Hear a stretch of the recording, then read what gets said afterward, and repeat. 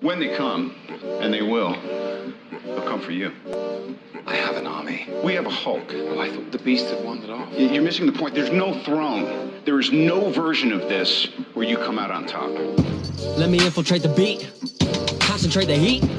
If you ain't on my level, fuck it, let me be. I'll be going till it's all in motion, talking killing rappers. Then I hit my quota and my train of thought is more. Sweet. All right. So what's good is Down on a Limb, hosted by me, Adam Mikuleshko. Today I got Tristan Roberts in the building. Tristan, thank you for coming on, man. Thanks for having me, man. I'm excited. Yeah. So first things first, before I even do like song a day, how I even got this podcast started is my friend, Joe Nahas. I have to get him on this. I've been saying this for a little bit. I get him on. I just haven't. But he knows you through college, right? Yeah, me and him, we go back to Georgia Southern, and we just kind of hit it off a couple, times, and became really good friends. And then we ended up getting stuck as roommates together on road trips, and me and him just became like really, really close. And we would always go out to the bars together when we got back home and stuff. So it was just one of those natural things that just kind of happened. Yeah, no, it was funny. I had a teammate like that, but during this independent league I was just in, he left after the first 2 weeks, and I was like, all right, well, there goes that fun time. So we still stay in contact. We'll get together soon.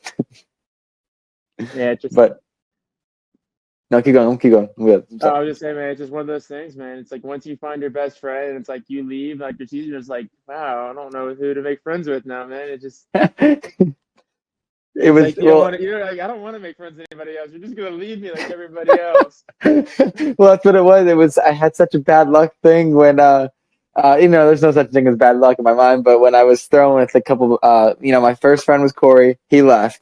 Then I switched to a new throwing partner. He got signed to the Twins. Then I switched to a new throwing partner, and he left. I was like, all right, I'm over this. Dude, it's like once you find that one throwing partner, it's like a marriage. You can't get somebody else, or they can't leave you. It's it's like they cheat on you. It's just it hurts. It hurts deep down when it happens. It's awful feeling. It's a terrible feeling, but yeah. So how, like I said, how I started my podcast. What's the song of the day? What you feeling or vibing to? I was vibing to "In Cold Blood" by AJ. It's a remix. It's from the movie Extraction. With Kirk Cousins. So I definitely use that as pretty much my song for just when I'm in a concentrated mood, gaming or lifting. It's just my song I go to. Well, you said you said you're playing Rocket League with Joe yesterday. Is that when it happened? Oh yeah, but when we're not hanging out together, we're always jumping on the sticks and duking it out that way. And those competitions get pretty competitive to the point of like sitting there calling each other names and putting money on the line. It gets a little out of hand. It becomes very irresponsible very quickly, but we have a good time doing it. That's too funny. Mine is do you know Arizona's Devos? Did you ever hear that guy? Yes, dude. He has a song called Race. Yeah, yep. I love it. I love his music, man. Yeah, I talked to him a couple of times. He's a cool dude. But he just put out a song yesterday called Snowman. So we're gonna try to shout that out. It's a Christmassy song, but it's pretty cool. So but yeah, I was supposed to go to his concert at the end of November, but everything got canceled, I guess, because of COVID and whatnot. So then it got all rescheduled. I was like, oh, here we go. One of my favorite artists out of every artist I listen to, he's not even a big time, is Mike. Mike, dude, I love Mike. Mike is my guy. I listen to him all the time. So I'd say this, even when I'm not listening to, In Cold Blood or whatever, I always got the highs on by Mike. Always. Dude, that album is phenomenal. I just actually listened to that fully again. It was, originally Mike Stud, but I saw his show when it first came out, and he's really chill. I like his stuff. He's getting better and better. Yeah, just a little bit of like a vibe now. I like it. It's not so in your face and like everybody else. It's just kind of like you could have it on the background and just have it going and nobody really catch on. And then they hear a verse and it's like, oh, wow, this is actually really good. That's how it is, dude. That's how it is. So how we're going to start this out is, Joe, when Joe told me about you and he's like, bro, you kind of like, you're a couple years older than both of us, but I know that, what you go through, what you've gone through, and what you have, and it's an interesting story. And I know you've been begging to go on a podcast. I know Joe was telling me about that you wanted to go on a podcast really bad. Dude, I see everybody's doing podcasts now. It's like the new trend, and I wasn't on one. I was like, I felt left out. I was like, let me jump on somebody's podcast. I don't know if, I have to be in the background sweeping, the studio. Like, hey guys, don't worry about me. I'm just sweeping the studio. I just wanted to be on one. No, I'm happy. It's gonna be a cool highlight of you because you have a pretty cool journey and interesting story. So I'm happy Joe connected us. But so yeah, so I guess I'm gonna let you tell your story pretty much. You're a left-handed pitcher like me, and you just recently retired from baseball. So that's a hard step because I was talking to Joe about that. I'm 24, so the hope is to get signed, and like there's you have to have a plan B to plan Z type of thing. If it doesn't work out, but it's scary time. So as much as I keep progressing, the uncertainty of everything that's what causes it. So I just want to have you tell your story quick, and then we'll go off from there. All right. Well, I guess the only way to tell a story would be from like the beginning. The And beginning, yeah, we're gonna have a yeah, story, yeah. I'm a JUCO bandit. Started off playing JUCO ball back in the day. Went to Georgia Highlands, uh, and I actually was there the second year the program had started. So it started a year before I actually showed up. My senior year of high school is when they actually officially began the program, and I got there. And the program was like in its very beginning stage. We even have a home field yet. I don't know if you've ever had a chance to play at Lake Point growing up by chance. Um, Emerson, doesn't Georgia, perfect game. It was like this brand new turf complex I've that heard of it. I actually. don't think my team ever traveled there. We weren't around there. Okay, so it's a complex down in Emerson, Georgia, Is it like and is it like a sports at the beach type of thing with Cal Ripken experience? yeah, kind of. But so Okay. this one's got like it's got like it was a multi-purpose complex. It has a basketball, like 16 basketball court, gym. They were planning on building like 16 turf fields. I don't know what that they finished that project. It's got 6 soccer fields adjacent to the baseball field. So it's this whole complex. And my college didn't have a field, so we played out of there every day and practiced there and everything. And it was in a valley and it was miserable because it was always windy and it was just not the best place. But that's where I started, and that was fun. It was a great experience, and I was blessed to be seen by a coach named Parker Bangs, who is now, I believe, at Davidson. But Okay, Steph Curry alma mater. oh yeah, it's interesting. They don't even recognize him at Davidson because he never graduated. So they don't even have any Wow. recognition of him. Yeah, that's what I've heard because I got a couple friends back there that played or playing there that I coached. They're saying, yeah, the school doesn't want to recognize him because he hasn't graduated, doesn't give any funding or anything. That's so scummy. So yeah, but so he was fortunate enough to see me and gave me an offer, and I accepted it, and I went to small school, Presbyterian College in South Carolina, Clinton, South Carolina, middle of nowhere. And after being there I mean, it's the middle of nowhere. Like the closest Walmart's like 35 minutes away. Of course it is. Yeah, and the McDonald's when I was there was awful to the point of like if you're late at night, the dish is closed and you want some food, you got to go there. It's 45 minutes to get a McDonald's cheeseburger. It was rough. It was rough. Saying I felt like I was more JUCO in Division One than I was in JUCO at that point. It was bad. So after being there for a year and just not really just feeling it, I transferred to Georgia Southern, played there, sat out my redshirt year, which is 2018, due to the transfer rules. And then I Mhm. went to play about final year, and first outing I had was against Auburn, and it was a rough one. Nowhere else, like nobody else to blame it. It was all on me. Walked in the winning run. It felt awful, and I just nearly never. They never really gave me another opportunity to say, just more like mop up roles. And Yeah. Joe actually mentioned that to me. And that's where it just gets shitty. It's like kills the whole vibe. well, this is what I've heard, and this is where I can wholeheartedly agree. People say that playing in Division One baseball, or even just college baseball in general, is harder than professional. And I say this in this context, not because of the pure talent, but because the coach's job is on the line more than it is in professional. Because the Hmm. minor leagues, they know they're going to lose a lot of games at some points because they're developing new guys. So that they want them to develop. They want them to go through that growing phase of, hey, I'm struggling with the new pitch, or hey, I'm, learning this new mechanical movement. and they're going to struggle trying to figure it out. Well, in college, you don't get that opportunity because, you got 5 more dudes right behind you that are ready to go, and the coach has to win every game, because if he has a losing season, they're going to bring in somebody to get the program winning, because they're not trying to develop people, they're trying to win immediately. That So makes sense. Yeah. so if you screw up in college and you're not one of the dudes or somebody that's on money, they're going to immediately push you on back burner, and you're not going to get another opportunity for a very long time. Versus professional, they're like, hey, you had a rough outing, we know what you're capable of, we signed you for a reason, we're going to let you move, grow through this and move through this, and you're getting another opportunity within 5 days. So that's when I say that college baseball is harder, because there's zero room for error versus professional. If you mess up, you get another opportunity 7 days, 2 days, a day later. So that was unfortunate that they never gave me an opportunity, in a big situation or for a while. And then Were you a Sunday starter?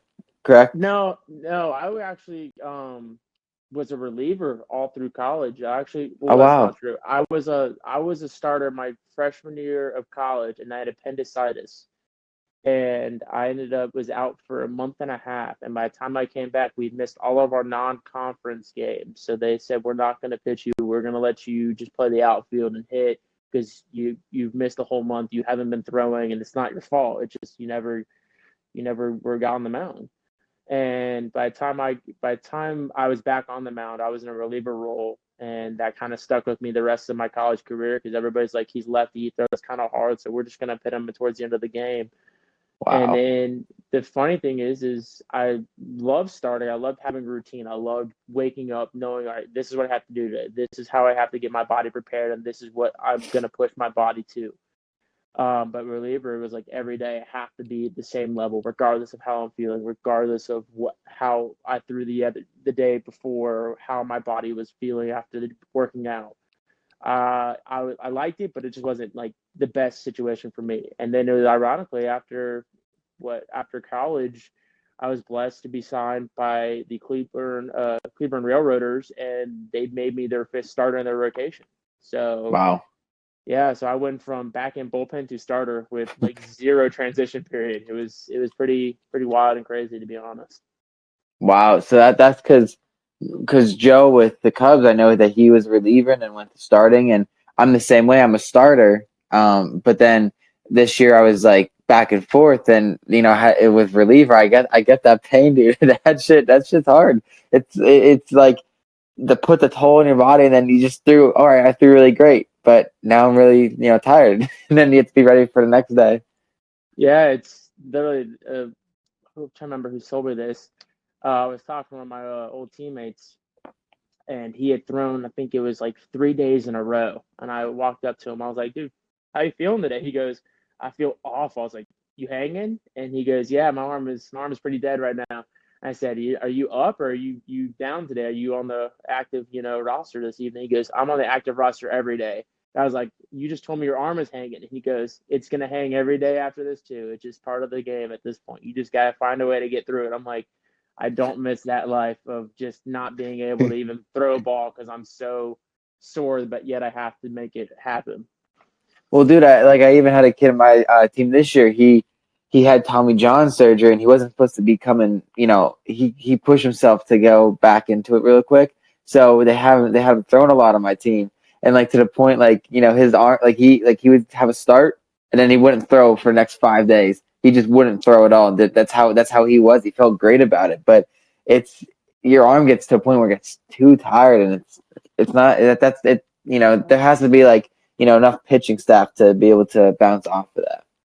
Well, that was probably part of our issue was when I was in Cleveland. When the first month that I was there, we were always short an arm, because right as the season started up to spring training, we had 4 dudes go down with injuries, and it wasn't all arm injuries. It was like one guy had a calf strain, one dude had a hip, one dude had shoulder, and another dude had finger issue or something along those lines, or something with his hand to where he couldn't grip the pitch.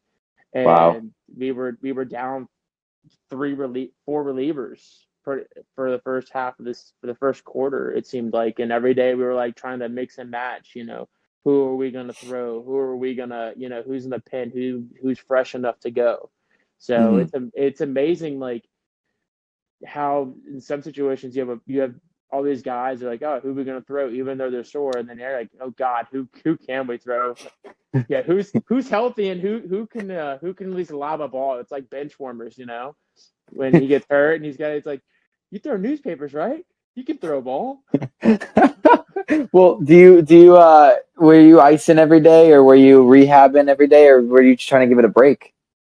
So I was the type of person that I developed a routine of if I'm not throwing, I had days I wouldn't always start the day after I pitched just to get the arm moving, just to get that lactic acid moving.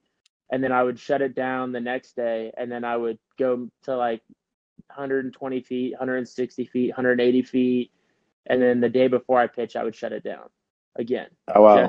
just to do like a recovery, not push it. But some days I would like, hey, I don't feel great. Let me just go out there and spin a couple just to get some feel right before. But it'd be very like it would be a hard 10 to 12 throws, and then that shut down at like Well, max is 70 feet. what about a game day routine then when you were right there?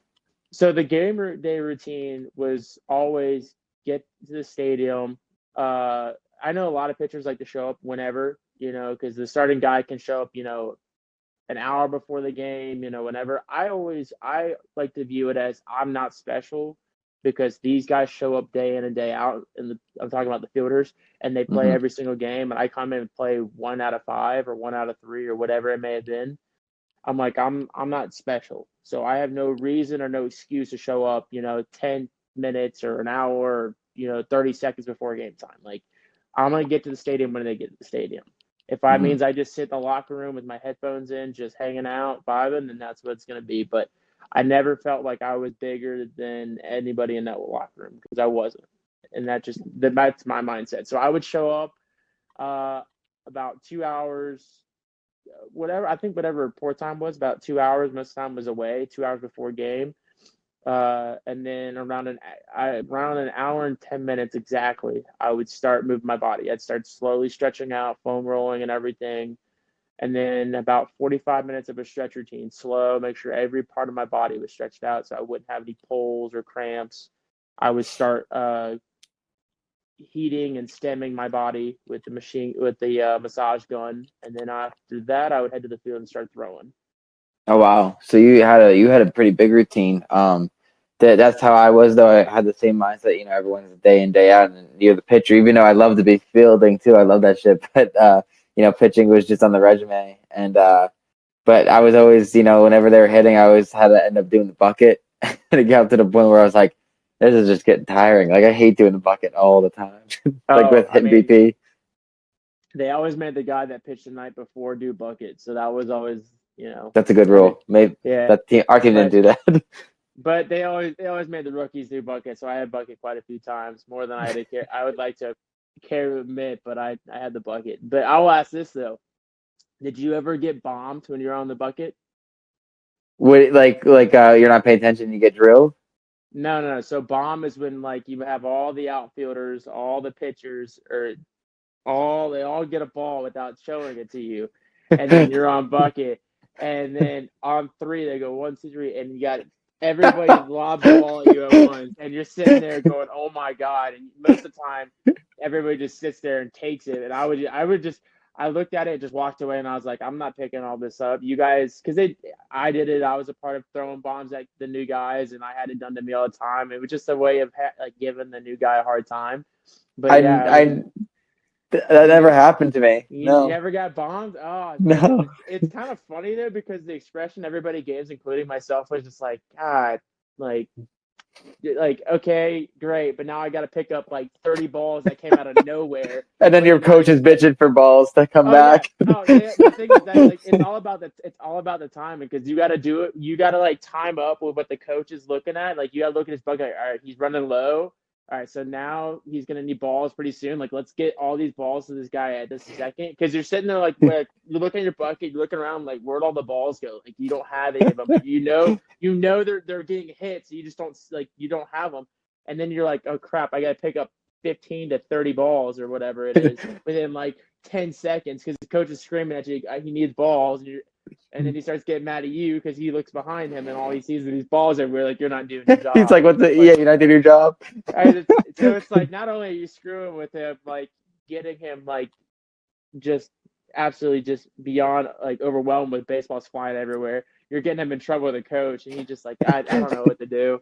So it's Well, just I don't think I had I think I had a version of the bomb because what I used to my first baseman actually called out our team one time because it was getting to the point where it's so annoying. Like people would pick up a ball, but they would just like lob it back in. You know, they're deep outfield. They just lob it back in, and you have to go out and get it. And so that was I guess my version of the bomb. Everyone wouldn't even get close to the bucket, so I wouldn't have to. I'd have to go everywhere to go pick it up. And I was like, this is just getting too annoying. And to the point where the one point I just stopped doing it, and my coach was like, "Adam, go do it." And like I had, when he called me out, I had to go do it. But the times he forgot, my first baseman was like, "He's like, guys, someone else has to do this. Another pitcher has to do this." Because I was always the first one showing up with the fielders. So that's where that feeling came. I was like, dude, I'm so annoyed by this stuff. no, I get it. It's the most monotonous work. Nobody really understands how much it sucks to be on bucket duty. Everybody's like, "Oh, it's not that bad." No, it sucks. It's the worst job in baseball. I feel like you're I sitting agree. there and you turn around. There's a ball going past you because the right fielder threw one in, and you go to get it. And you turn around, the other ball's going right past you again because the left fielder threw it. And you're just like, God, man. Every time I turn around, there's a new ball rolling past me. I have to go chase like a dog to go get. Well, Most for monotonous work.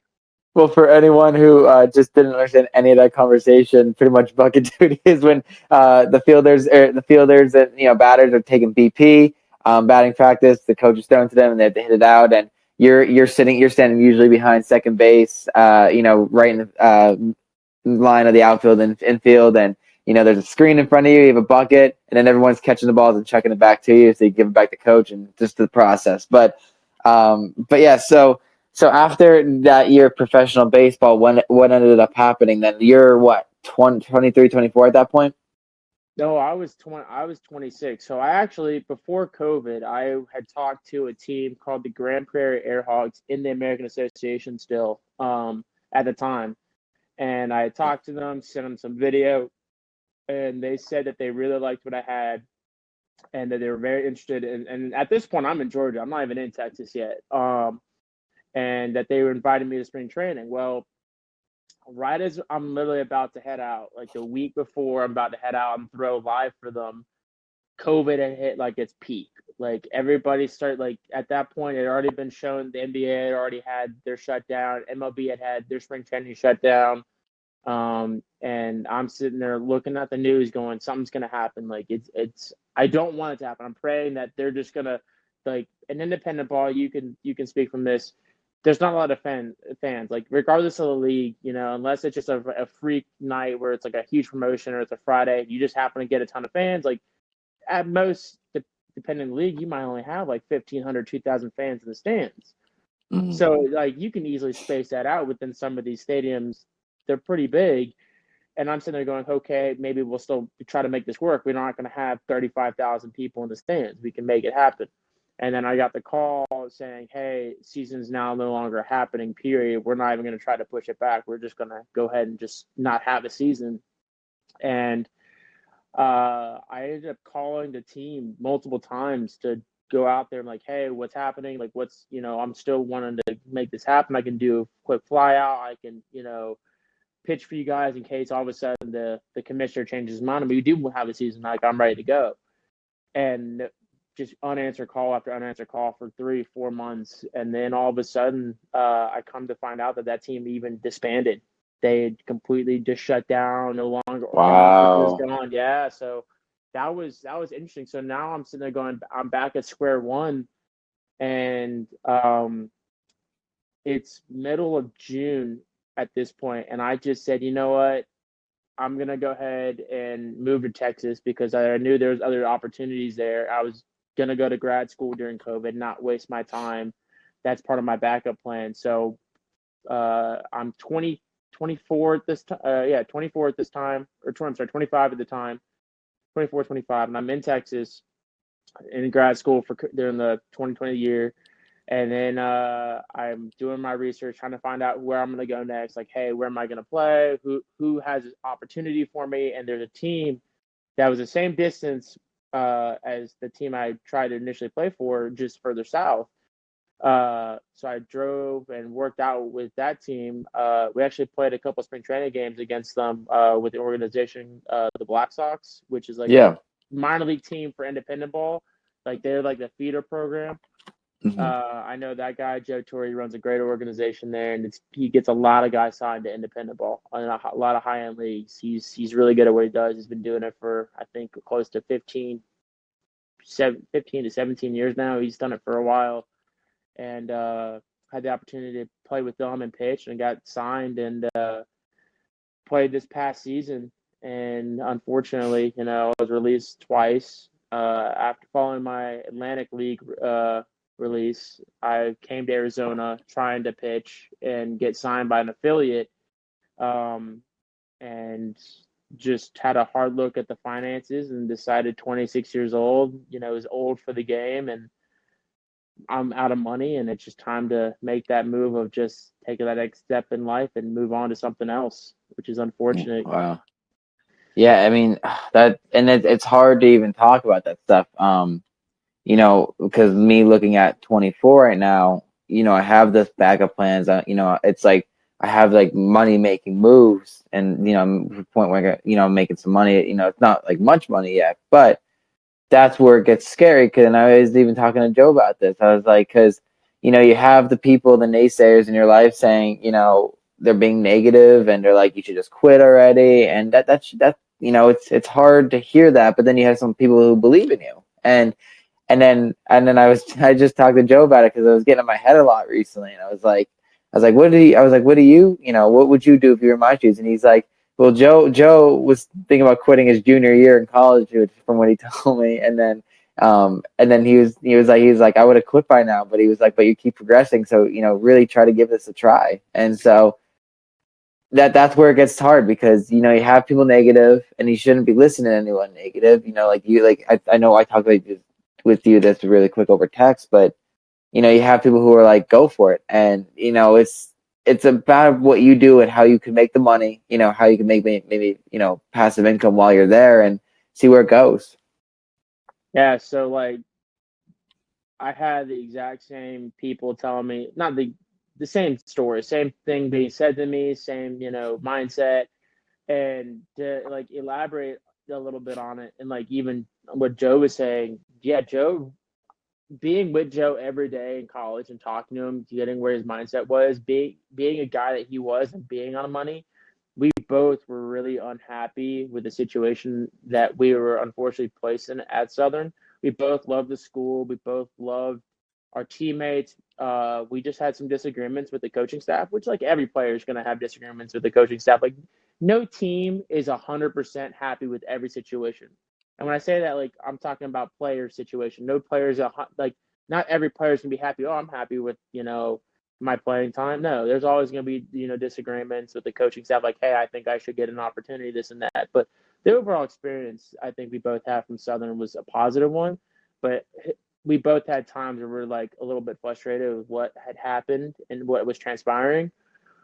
So I can wholeheartedly like confirm that he was that, and he just happened to go to the Cape and just really go off, and that's what happens. And it only takes one opportunity. And so to say that to you, I wouldn't let any outside forces or any voices outside try to influence you because you still are young for the game. Like you still have that golden window. Like I'm 26, turning 27 in 2022.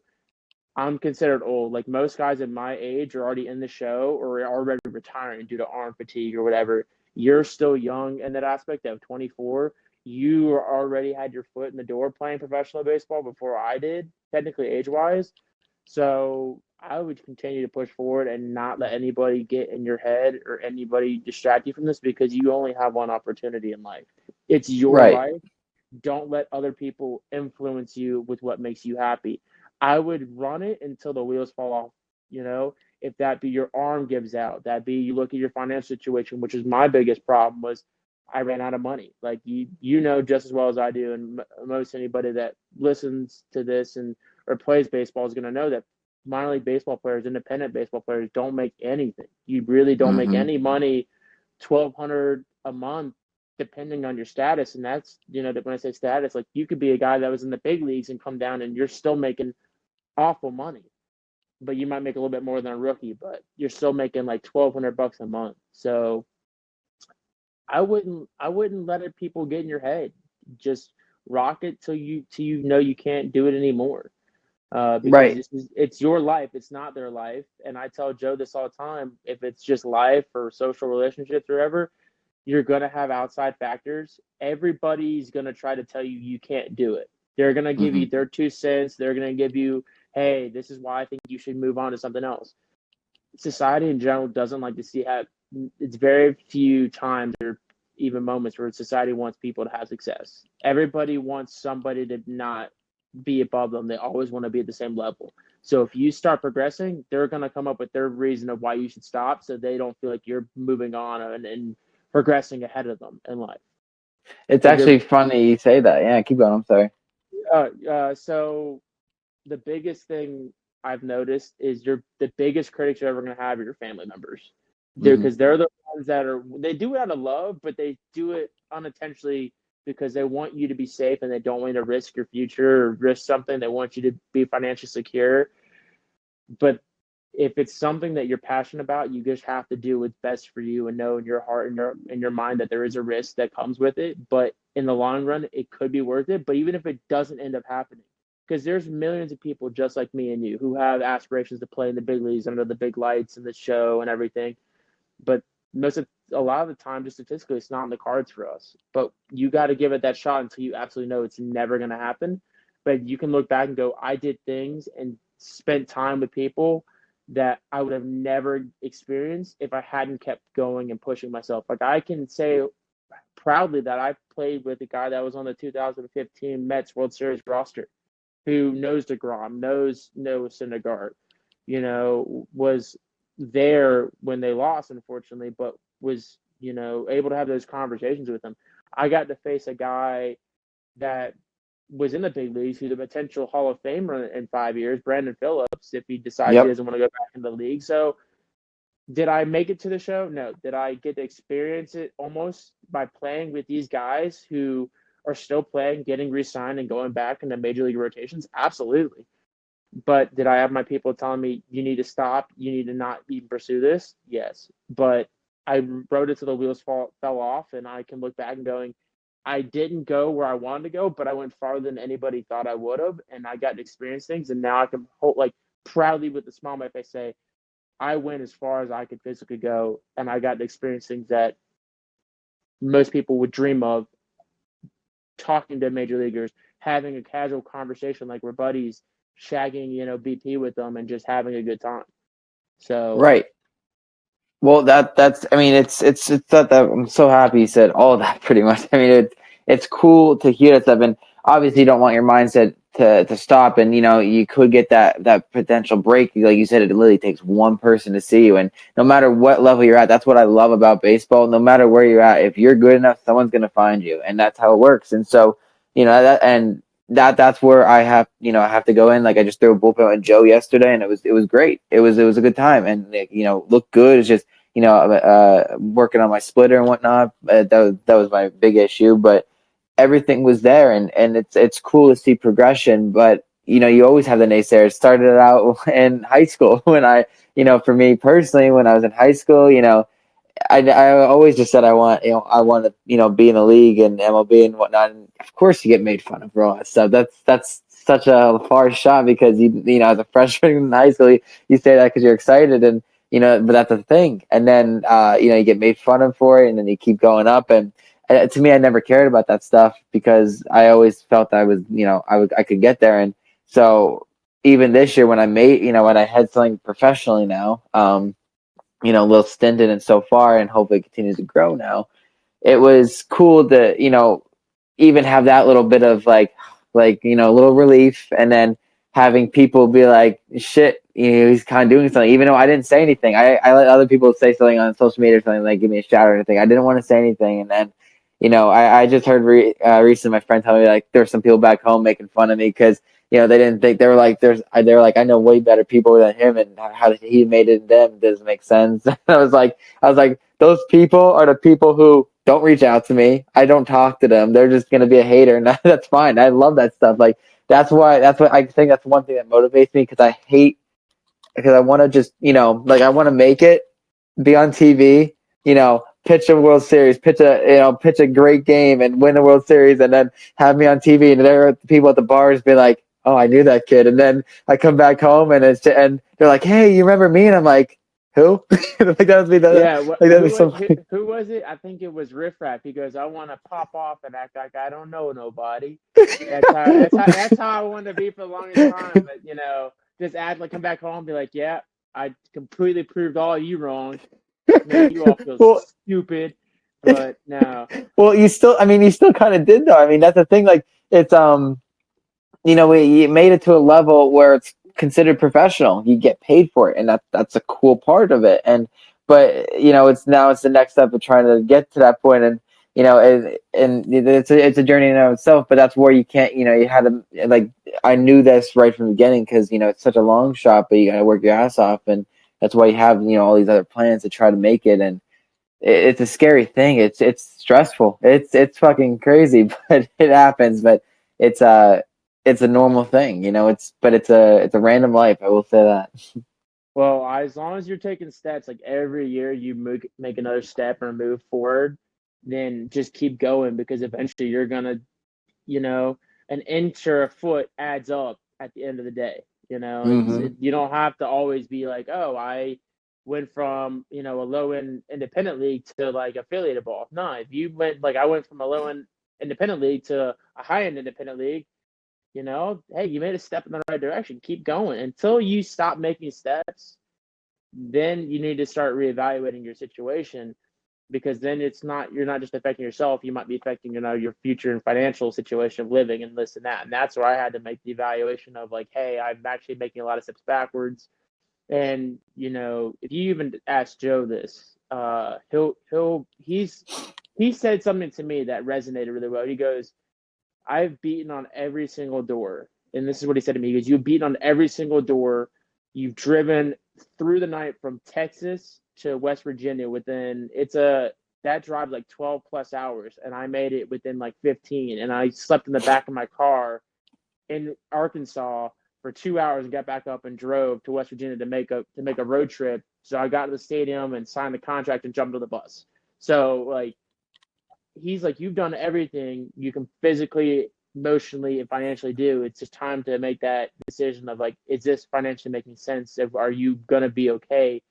If you don't, are you blowing all your money trying to make this happen? Are you spending it on hotels? Are you spending it on food?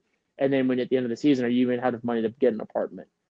So but as long as you're making steps, don't stop. So, yeah, I hit that peak and I had those people in high school saying, you're never gonna play professionally, you're never gonna play for the Atlanta Braves, my hometown team. Granted, did I play for them? No, but I played at a level that was the same or better than a lot of dudes that are in the Braves organization, rookie ball, single A, this Hmm. and that. So I use that as my fuel. Just so you were saying in high school, you had those people that doubted you and this and that. I use it as my fuel to get me there. Hmm. You're younger than me again, so just keep, as long as you're making steps forward, keep going. Don't stop. I hit Right. the end of my road, and that's why I had to make that decision. But yeah, I use that as my fuel every day. I woke up, I was like, it's cold outside. I don't want to go throw in this 30-degree weather. Use that fuel that with those kids in high school were saying of, hey, you can't do this. I woke up, I was like, I'm gonna go out there, I'm gonna prove them wrong because I'm gonna go out there and throw this bucket of balls into the net, because nobody wants to come throw with me. It's too cold. I need to get my work and I need to do this on my own. I don't need anybody else to make me successful. I actually have videos of that even through college because I transferred to Penn State. I went to a branch campus of Penn State's, and then I went up to Penn State itself. Went to the walk-on, and it just didn't work out. I looked, they were into me. I looked good. It's just there was issues where I couldn't join the team, and so I was like, all right, I'm doing this all by myself. And it's like I have videos dating back to then, even till last year. It didn't snow here yet in PA, but last year and years prior, there's literally ice on the field, and I'm throwing in 5 inches or 5 feet of snow. Like it's like I lost a lot of baseballs. I kept going back just because I'm really anal about missing baseballs. Like I kept coming back every day until I found them. Yeah, I did. It was shocker. You lost a white ball in white snow, right? who would have thought? Who would have thought a white ball in snow would have been easy to spot? Nah, But there was last year.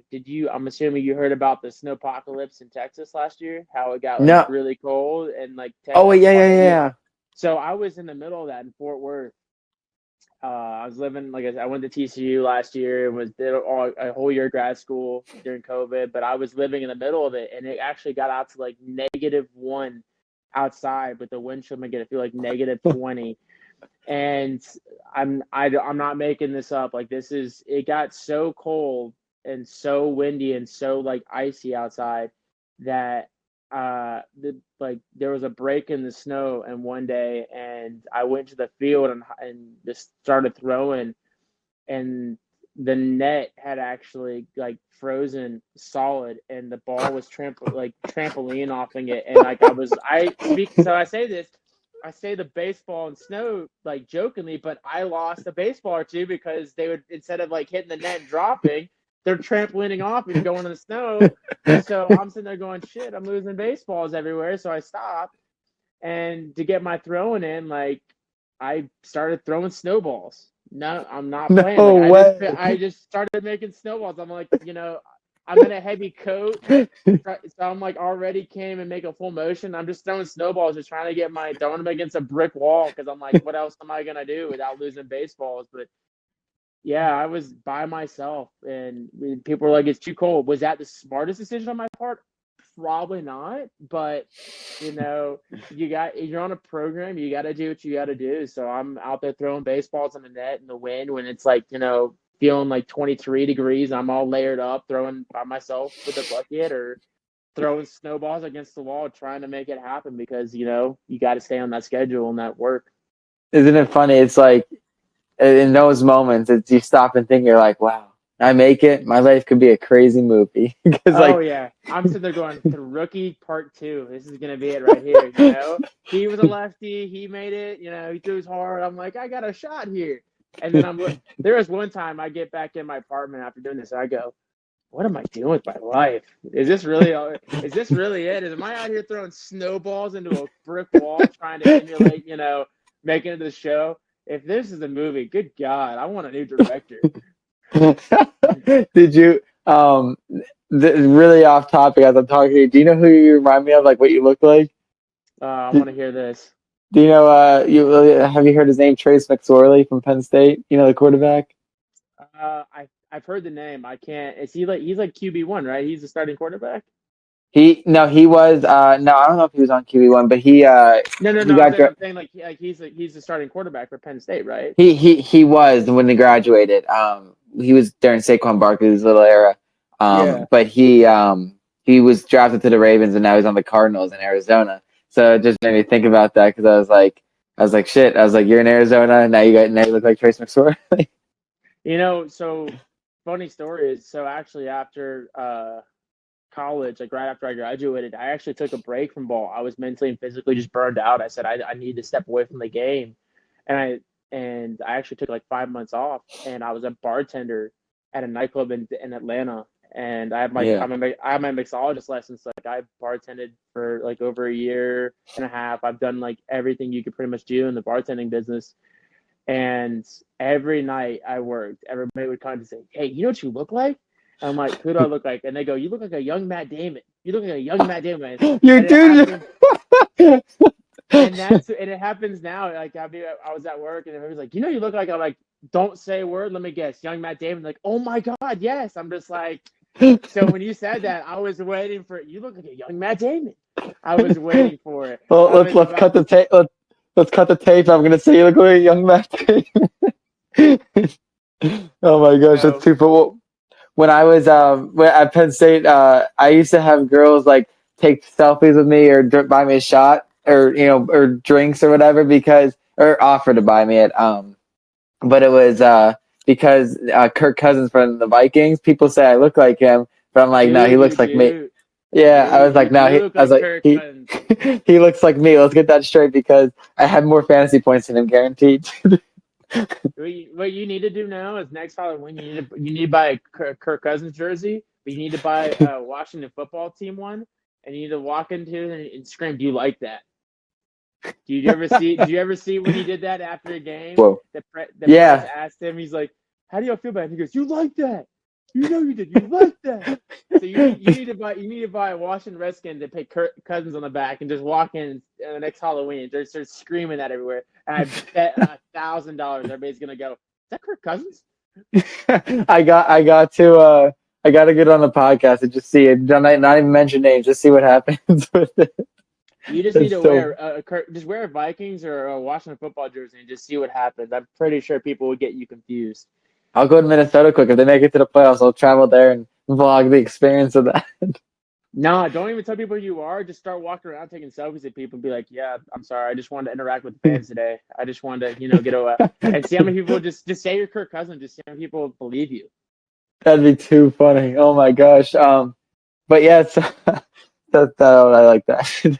But okay, so now you're at the point where you're past baseball now. Are you still gonna be trying to be involved with the game, maybe coaching or whatever?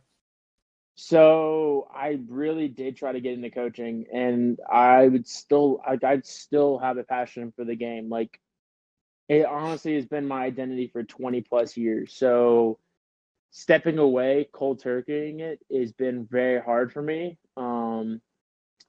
I did coach for a little bit after with the Evo Show Cans organization.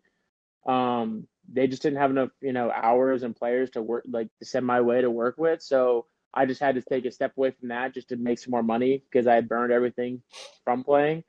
But I would love to get involved again coaching wise. I just have to figure out if I want to do the, amateur level of high school, college, teaching the youth how to play the game right, or if I want to go and try to like play a part in an organization like the Cubs or the A's or the Diamondbacks. Can I be like a pitching analyst or a pitching coach at some level or a strength assistant or some level of an organization to where I help?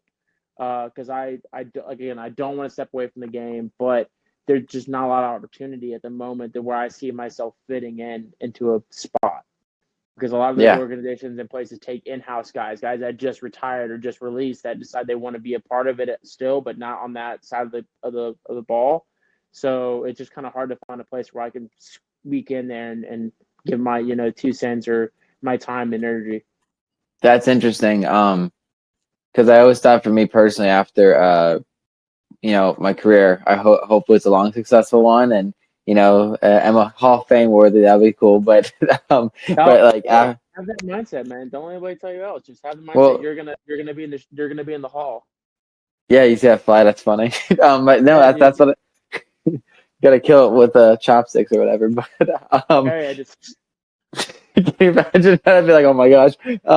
But no, yeah, that's the mindset always. I mean, it sounds silly to most, but it's the mindset. Anything I want to do in life, I want to be the top. I want to be at the top of everything.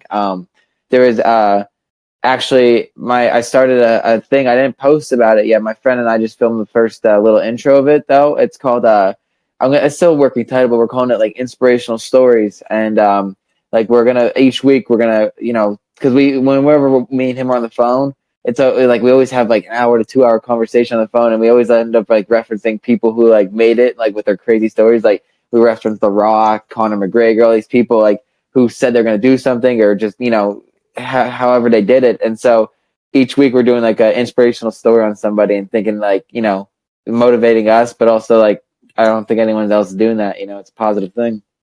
well, you got me with the Connor, but the Rock, dude, I have my 2 cents on his background. Like, yeah, he played at Miami, and he tried to play in Canadian Football League, and the whole story of him saying like he was broke and made himself out of nothing is like a little bit untrue. Because if you follow the history of the Rocket, did you know his dad was a WWE wrestler? Yeah, I knew about all that. So Yeah, he had to so grow up. Yeah. yeah, so his dad being in the WWE before The Rock kind of gave him that opening into that business. Mm-hmm. So I don't think he truly had like the heart. Like he had it hard. I'm not saying he didn't. Like he was broke and everything, but he had an open door that he just walked through.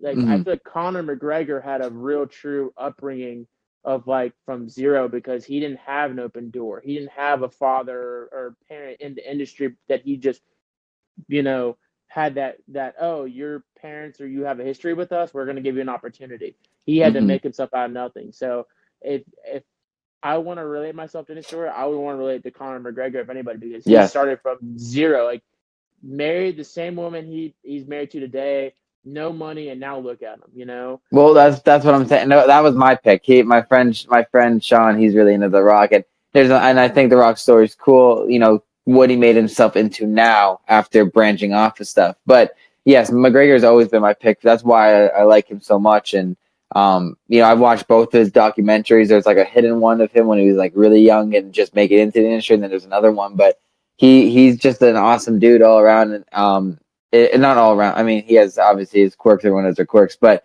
he has a cool upbringing, how he made it, and the belief system he has, and a book he read that I have. It was a really cool thing.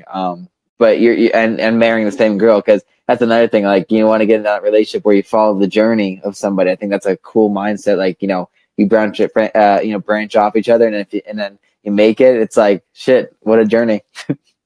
Yeah, well, I just think it's like the thing I love about him is he found somebody not after he was famous. He found Before. somebody before, and the thing is, it's not like she knew he was gonna make it and piggybacked off of it for the money and the fame and success that he was gonna make, but she was there supporting him from like Mm-hmm. day one. Be like there, he said there would be days where he just was like feel like after being in the gym for 8 hours the day before, he'd wake up and he'd know he had to go do some cardio or something, and she'd be like, and he wouldn't be feeling it, and she'd be like, go do it, like you need to get this done for the day, like Yeah. stay in routine.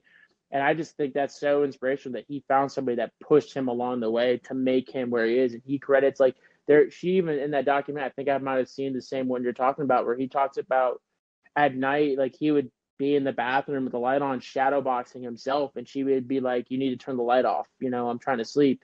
You know, but she's like, I remember the days where it was just him in the mirror boxing himself, and then he'd wake up and I'd tell him to go do I'd make him breakfast and I'd tell him to go off and work, and then he'd come home and I'd push him to go to the gym. Like, I think that's awesome. And I think that's something that you could easily do. Just do it by yourself and find those people that support you and push you through those days that you just Mm-hmm. don't want to do it. Just they'll be like, you need to do it. Go get your stuff where you're working.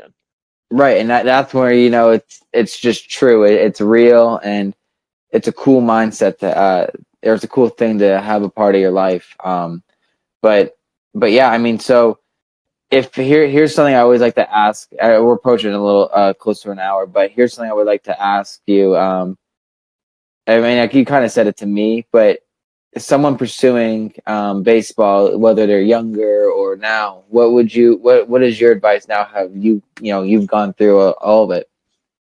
My advice from, let's just say, if I'm talking to like a high schooler that's trying to say, he's got an opportunity to go further, um, don't stop. Don't let other people tell you you can't do it. Like I was telling you, you can do whatever you put your mind to. Am I the most talented person in the world? Absolutely not. Am I gifted? Yes, but I made it my personal mission to make sure that I was never outworked. I may have never been the hardest working because there might have been somebody with the same, determination as me that would match me step for step, but they would never outwork me. I would always be the guy that worked the hardest or the guy that would put in the most time in the gym or on the field or away. So I made sure that I was always doing whatever needed to put myself above that, but I would always tune out the people that would tell me you can't do this. So if I'm telling this to somebody, do the work that's required. Don't shy away from it because that's what's going to make the difference in the end is you doing it and them not.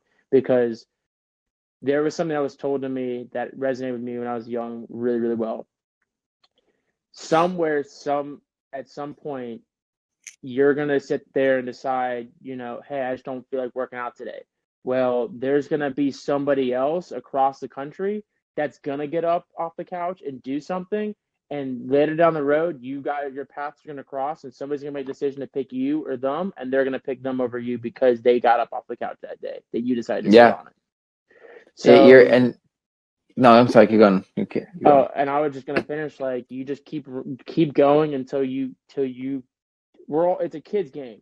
At some point, we are all told we can't play a kids game anymore, just due to age or ability or whatever it is.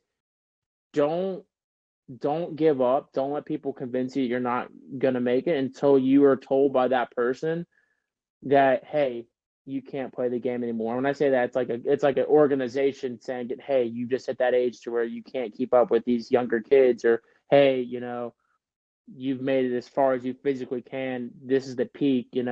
At some point it will be said to everybody, but don't stop. Don't let high school friends, don't let family members tell you can until you've made it, and you keep knocking on the door, but it's told to you from the official up top.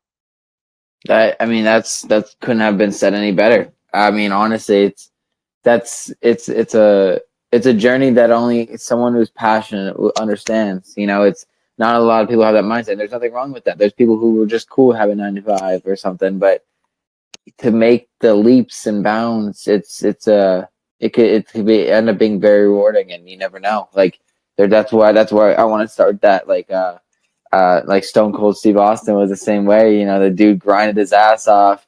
Was literally I just there was a biography on him last year, but that's how I know about this. He said he's for 2 or 3 years, and making zero money wrestling, and was eating tuna for breakfast, lunch, and dinner because that's all he had the money for.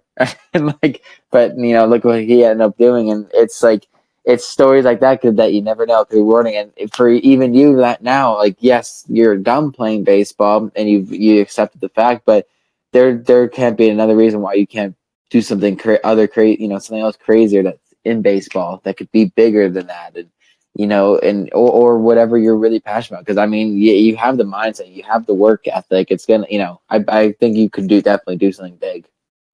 Well, I'm actually pursuing acting now, just because it's No something way.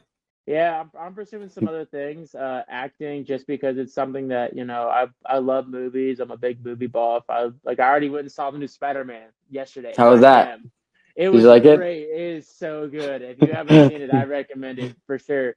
But I love movies, and I think right now, just being done from baseball and having that, there's no real place for me to kind of fit in at the moment. Maybe there might be in a month, or maybe it might be a year, maybe it might be 5 years. I don't know, but I'll get back into the game some way somehow. Maybe I'm a scout, maybe I'm doing something else, but I'm just pursuing something else. And I've already had people tell me, you shouldn't do this. This doesn't make sense. Your build is not a build of an actor. You have a bigger build. You have that athletic build. You're just That's good though. you stick out. They're like, you would play. You have a general role you would play, which should be a frat boy. And I'm like, I want to be something else in a film industry or something. I want to be a serious, example would be I want to be a serious actor. I want to play drama roles, this and that. So I've already had people tell me this and that, and I'm just not listening to them. So it's like the same mindset I had in baseball of just tuning it out and pursuing it and practicing what I need to be doing to get, an opportunity is what I'm doing. So That's something I wanted to get into. So that's another story for another day because that's freaking oh awesome. yeah. Oh yeah. So I'm just taking what I know and applying it to what I'm doing now. So it's the same mindset for sure. Oh It's my it gosh.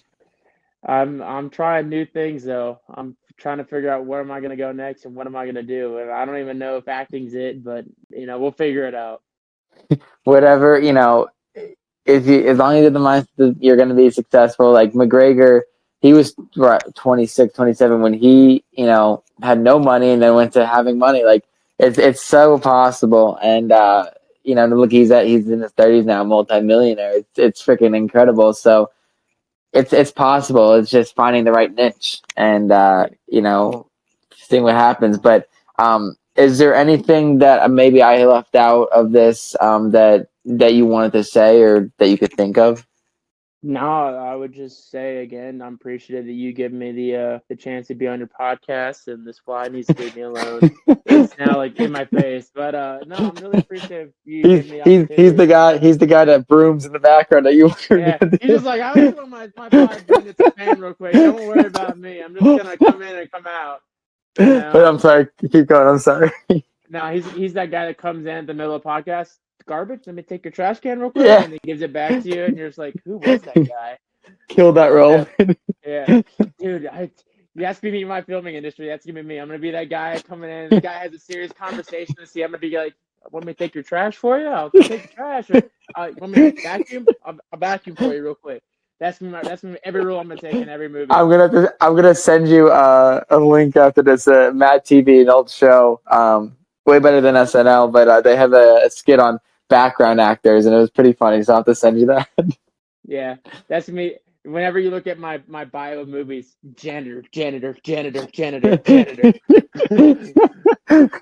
But yeah. So is there anything I missed? Oh, I'm sorry, I cut you off there. No, you're good. I would just say, for you and anybody listening, just keep doing what you're passionate about. The world's always gonna have people that are gonna tell you stop. It doesn't make sense. You don't need to be doing this. Pursue something more realistic.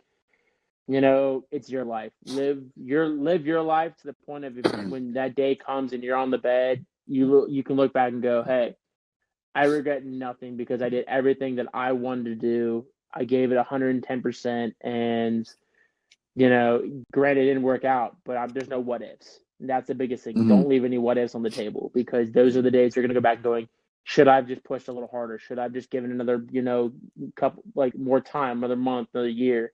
So just keep going. Keep going till you can't go any further.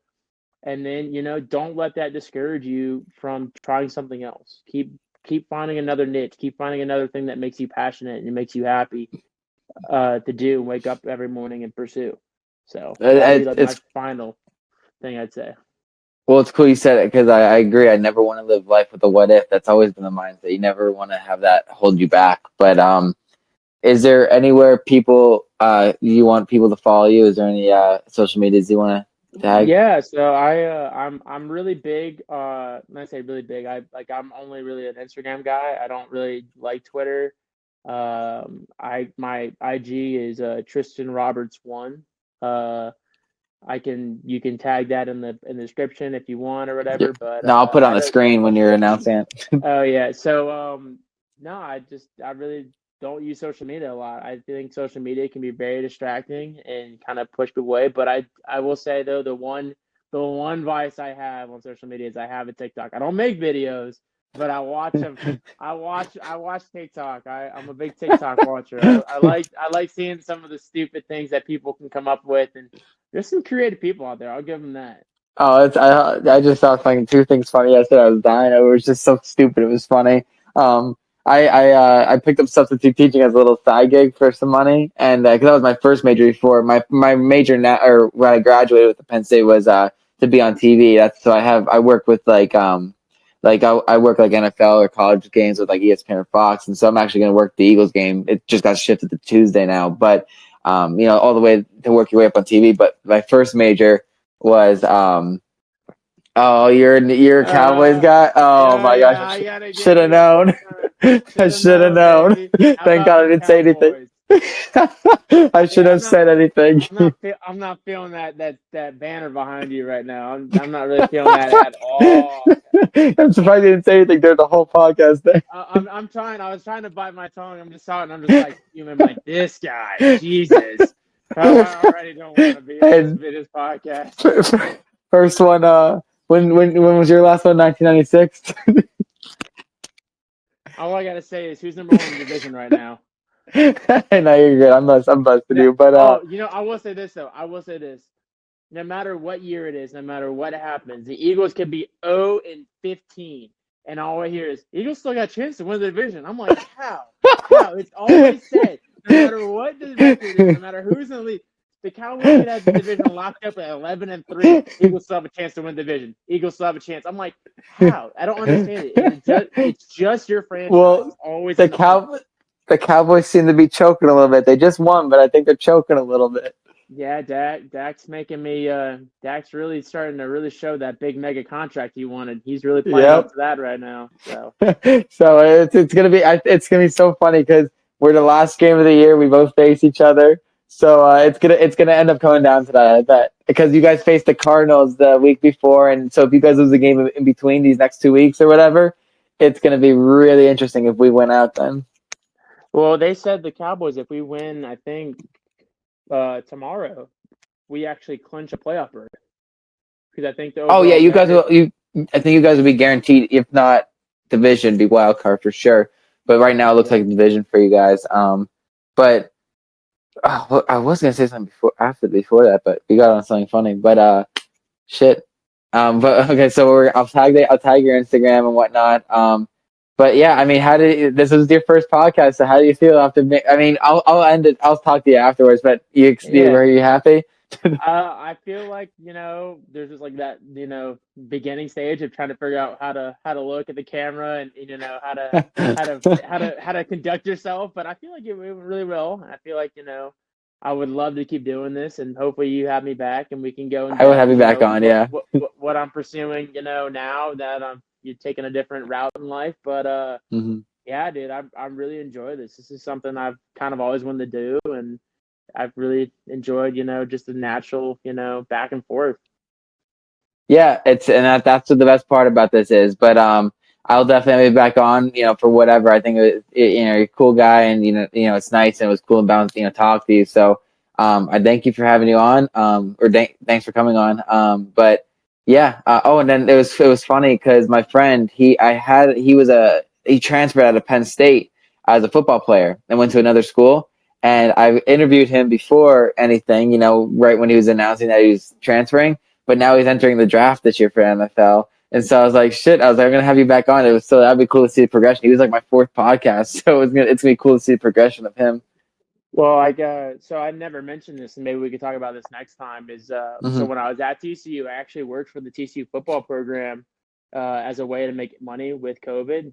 Nobody was Yeah. hiring, so I was equipment manager, and I was, on the sidelines for games every day at practice with them. Running, certain play, like calling in certain plays with a little play sheet they had, Right. during practice and stuff. So I was full in, like as in as you could be without being a player. So I got to see a couple guys, practice and play their final season before getting drafted. Like one of them is now with the Raiders. So I could definitely tell you some stories about, going to practice every day and being on the football side of it. It's so different being like on the sidelines of a different sport and not even playing it. It's interesting for sure. Well, didn't Jalen Rager go to TCU? He's on the Eagles wide receiver. Yeah, he did. Yeah, and then obviously the biggest name to come out of TCU is LaDainian Tomlinson, like the Hall of Fame running back. So, it was cool seeing all the banners and seeing the some of the players. But when I was there, there was a kid named Trevor, and then he actually got drafted in the second round to the Raiders. And he's playing. And then there's another kid named Garrett Wallow who got drafted in the fifth round of the Texans, and he's now a starter linebacker for the Texans. That's freaking awesome. So, and I was blessed to be on the defensive side of the ball with them every day. So I got to talk to them and just get to have that camaraderie between them. And, it was definitely different being on a different sport. They conduct themselves so differently. It's a whole different world over there. It's a whole different thing. We'll save that for a different cast. Yeah, I think we definitely have another podcast for sure. But yeah, here's the outro. We just went out on a limb. They continue to grow this tree by doing something different. It's for yourself. Peace. When addressing the mic through these dark nights, where the Bruce Wayne, what a trick me. Here's some truth that I'll let free. Bruce Banner of rap, if you ask me. When my will to win and the track meet, the secret is I'm always angry.